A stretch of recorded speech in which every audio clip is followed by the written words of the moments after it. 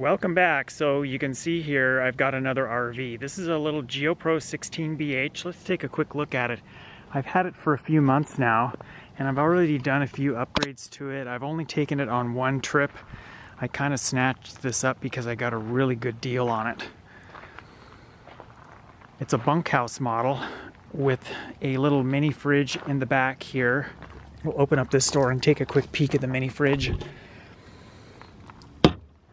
I really don't have any use for this fridge, and because it's 120 volt, the only time it would be useful to use it is if you were at an RV park.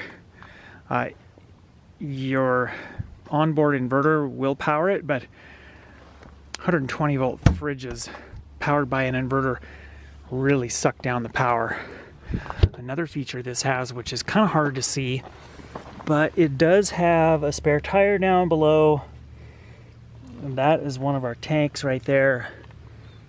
You can kind of see some wiring there. That is wiring for tank heaters. All three tanks have tank heating pads on them. Or this has a tank heating pad that wraps around the drain pipe too. That I didn't notice before, but that's kind of nice as well. Here's our tube for storing your dump hose, and then there's our dump valve for the freshwater tank. Another thing that I like about this model, at least all of the Geo Pros and E-Pros, is they don't have a leaf spring suspension. That is what's called a torsion axle suspension. So basically, it's an independent suspension for a trailer. And then this is a track that you attach a little outdoor shelf to, and then you can set a little tabletop griddle cooktop on it, and then that griddle would hook up to the propane outlet right down there. A couple of features of this on the outside: we have a LED porch light and an outdoor speaker, and then track lighting up there in the awning. That's all LED. Let's take a look in the storage compartment. This is the front pass-through. It does go all the way through. There's another compartment on the other side. We have an exterior solar port right there. We've got a set of strip lights here in the front. The switch for those is over here on this side. Kind of an odd place for it. This is the other pass-through compartment. There's our other ductwork for the furnace. The furnace is actually built in right behind that panel. This unit does have a small slide out. This does have two tank dump valves. We have our black tank in front of the axle, and then our gray tank is behind the axle. Out here we have all of our connections for TV, city water, winterization, and whatnot, and then that's an outdoor shower. Never mind the blue tape. I put this blue tape over the vent and across the bottom here to keep stink bugs from crawling in that compartment behind the water heater door and making a mess in there.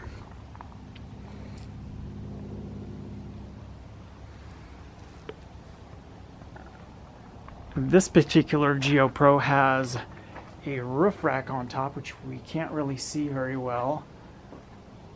It's got two rails and then two crossbars, and there's some kayak brackets that attach to those crossbars. We've got a backup camera here, and then there's two brackets, hard to see those up on the top, but that's a removable ladder, and then the bottom of the ladder secures in place to this little bracket, and then you can actually pull that ladder off, which you can see it's gone right now, but you can pull it off and attach it to the side rack and then get up on top and access your kayaks or whatever. This is nearly a full-length awning. It's probably about 3 feet shorter, 2.5 feet shorter than the top of the roof there. This is original equipment. It's a keyless entry, and like I said before, the key that opens this also opens my compartment doors after I've rekeyed those locks. Just inside the door we've got our TV right there.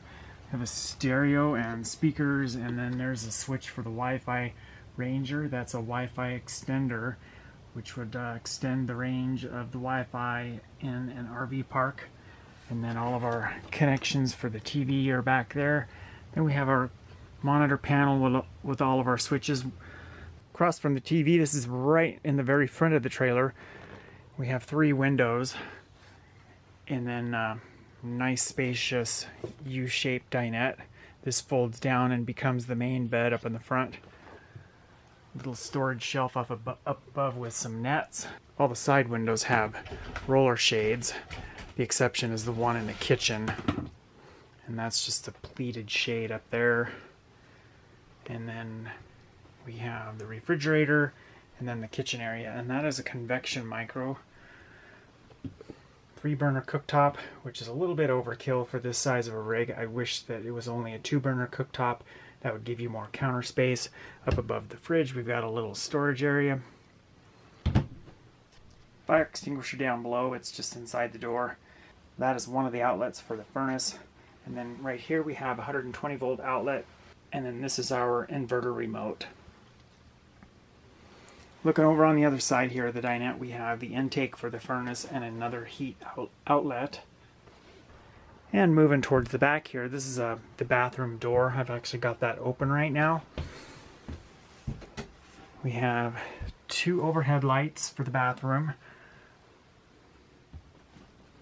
For such a small RV, it's actually a pretty spacious bathroom. We have a Max Air roof vent fan.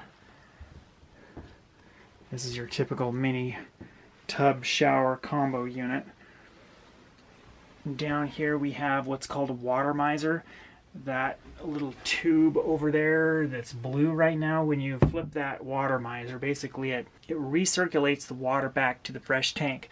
So what you do, flip that lever down, turn your hot water on. When that blue tube turns clear, then or white I should say, then you know that you've got hot water at your faucet, and then you can flip that back. So you're not wasting a bunch of fresh water down the drain trying to get hot water to the tub or shower. A little storage cabinet down below. Then we have a nice medicine cabinet up there. A little mesh storage unit on the back of the shower. It is a little tight getting through here to get to the bathroom when the slide is in, but I can do it. There's those drawers that I mentioned on the outside tour when I had my head poked in that back storage compartment. It's pretty spacious storage cabinet down here. And another little mini cabinet right here. And this is a pantry, also doubles as a closet. The shelves can be moved or taken out, and then we've got a hanging rack up above.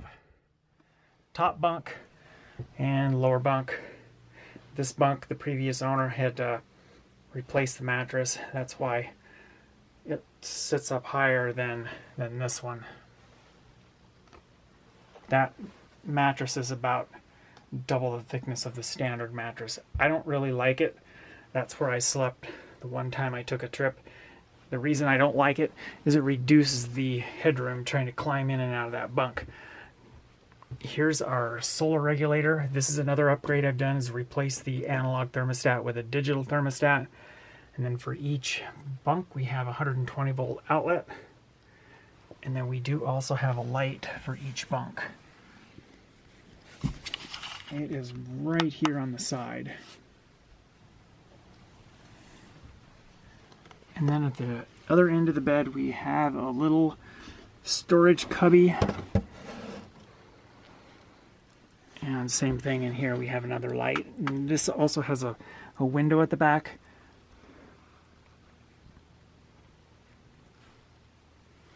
Only thing missing here is USB charging ports in the bunks. That would be a nice thing to have.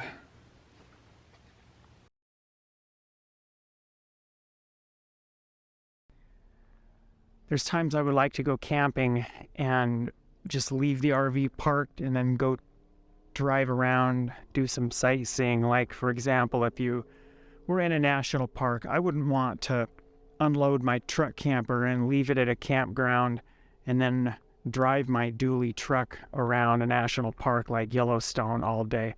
That truck is such a beast.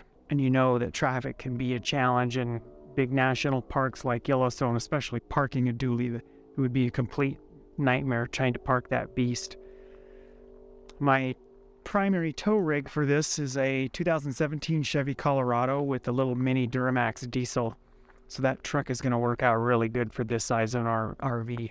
I did also consider a Geo Pro 19 FBS, but I opted to go just a little bit smaller because I just wanted something shorter. That was primarily the reason I went with the 16BH. And I got a really good deal on this one. So when I saw it, I snatched it up. A 19 FBS, I had came across a few of them, and they were priced about $5,000 to $8,000 more than I paid for this one. So anyway, thanks a lot for watching, and stay tuned for more